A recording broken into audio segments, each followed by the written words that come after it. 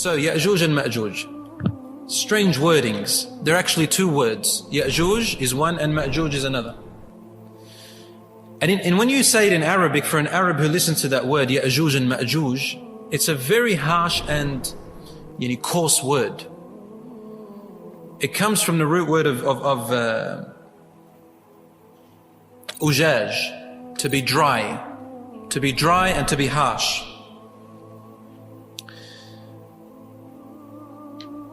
And it also comes from the meaning al-ajj, meaning when the enemy comes really fast, close to you really fast, attacks you really quickly.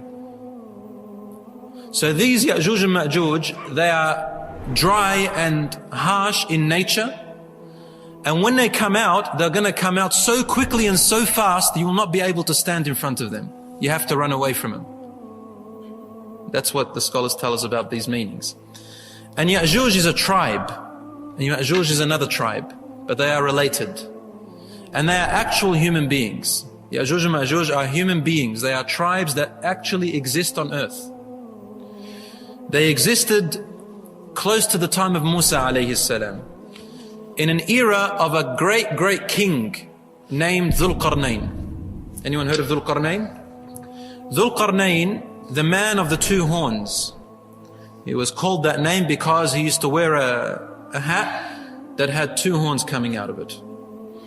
That's one meaning. Another meaning, they think why he was called Dzulkarnain, the man of the two horns, means the man of the two eras or generations, or the king of the generations, because qarn means horn and also means in Arabic generations or eras.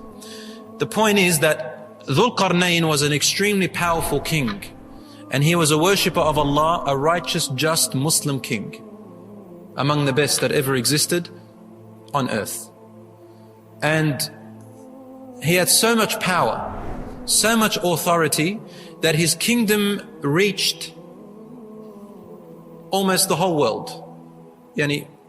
Why do I say almost? Because there were parts of the world where civilization hadn't reached yet, as today.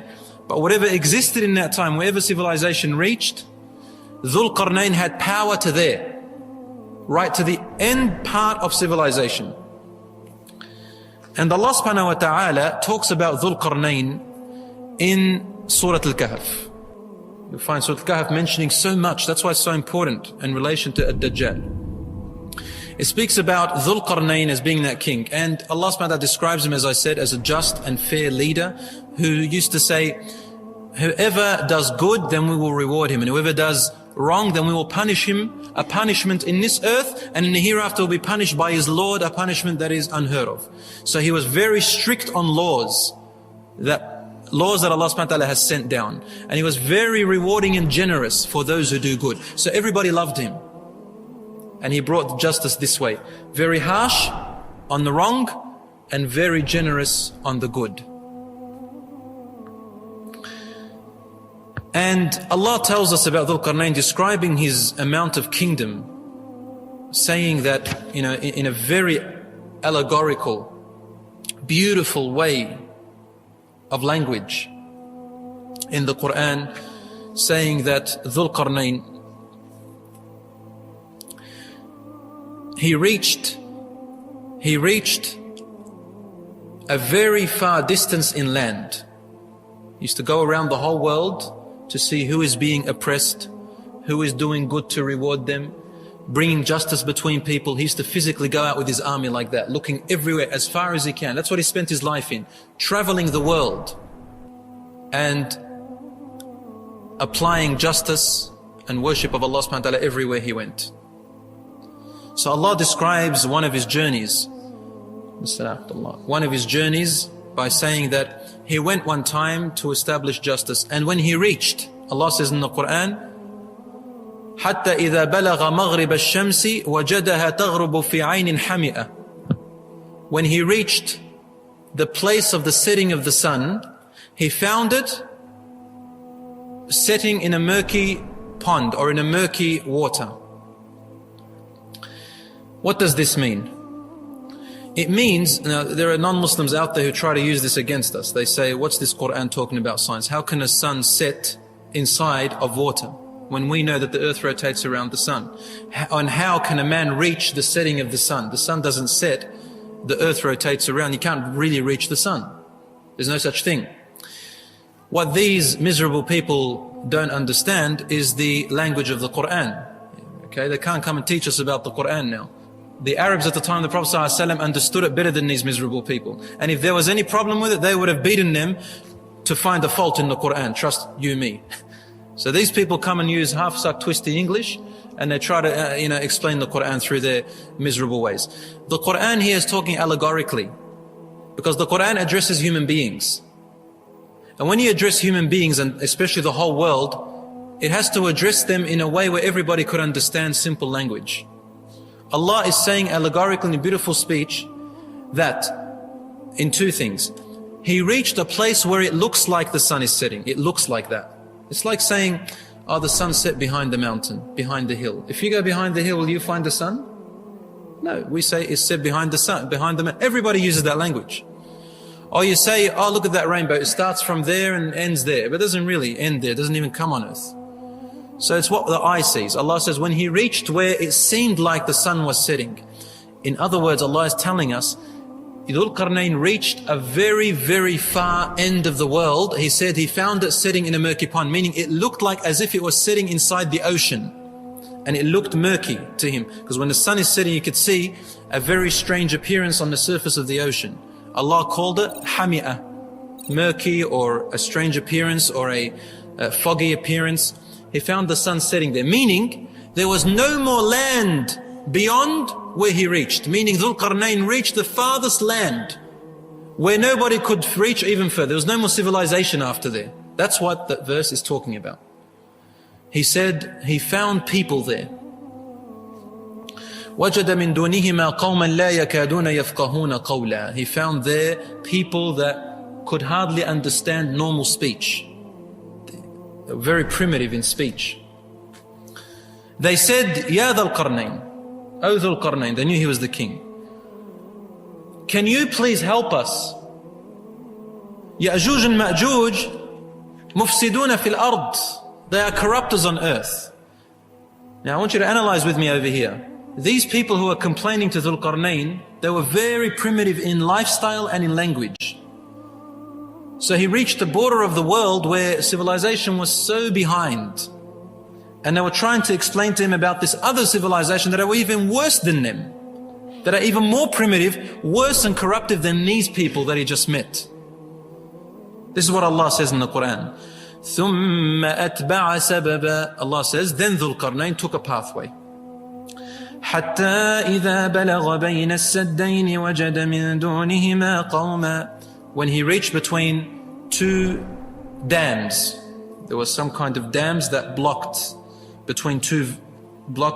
a city or a village or a town. لا يكادون يفقهون قولا. These people could hardly understand normal speech, very primitive. قالوا يا ذا القرنين إن يأجوج ومأجوج مفسدون في الأرض فهل نجعل لك خرجا. So they said, oh Dzulkarnain, Ya'juj and Ma'juj are very corruptive on earth. They kill, they take, they steal, they do all these things. Can we give you some help, bring you some people to help you do what? عَلَىٰ أَن تَجْعَلَ بَيْنَنَا وَبَيْنَهُمْ سَدًّا. So that we can help you to make a barrier between us and them, so that they can't come to us and they can be cut off from the world. Then Dzulkarnain replies, قال ما مكني فيه ربي خير فأعينوني بقوة أجعل بينكم وبينهم ردما. He said, Allah has already given me enough power. I don't need your help. Thank you for offering. But what I want you to help me with is just a little bit of starting off the foundations of the wall. I'll make between you and them a wall. آتوني زبر الحديد. Bring me some of your Zubar al-Hadid. It's a kind of metal, like brass, very strong metal, that can withhold any kind of environment, climate change, doesn't rust very quickly. It doesn't rust at all, and it doesn't break. Zubar al-hadid. So it's the metal that cannot get rusted. حتى إذا ساوى بين الصدفين قال انفخوا. So he built it in such a way, he said, that he ordered for them to blow heat. So he melted it. And he melted it and molded it in such a way that it became so solidified, so strong through heat and through steel, that he said, حتى إذا جعله نارا, he made it melting because of fire. He said, آتوني أفرغ عليه قطرا, bring me this other type of material that I may add to it, قطرا, that will make it extra strong. So the whole idea here, Allah is telling us that He built a wall or a barrier or a dam, something that was so strong, so impermeable, that nothing can reach and nothing can come, nothing can break it down anymore. No climate, no people, no weaponry, nothing. Allah says in the Quran, فَمَا اسْطَاعُوا أَن يَظْهَرُوهُ وَمَا اسْتَطَاعُوا لَهُ نَقْبًا. He said, no one was able to break through it, and no one was able to overpower it. It was such a strong wall, impermeable to anything. And when Dzulkarnain looked at the people, they looked at this wall and they said, wow, this is a very strong wall. And Dzulkarnain wanted to teach them a lesson. Finally, he said, قَالَ هَذَا رَحْمَةٌ مِّن رَبِّي. He said, this is from the mercy of my Lord. What's the mercy here? That He allowed us to prevent you from the corruption of Ya'juj and Ma'juj. Then He said, فَإِذَا جَاءَ وَعْدُ رَبِّي جَعَلَهُ دَكَّاءَ وَكَانَ وَعْدُ رَبِّي حَقًّا. He said, now, this wall has been built there, it's strong. This is a mercy from your Lord for now. But when the promise of my Lord has arrived, Allah has decreed something that's going to happen.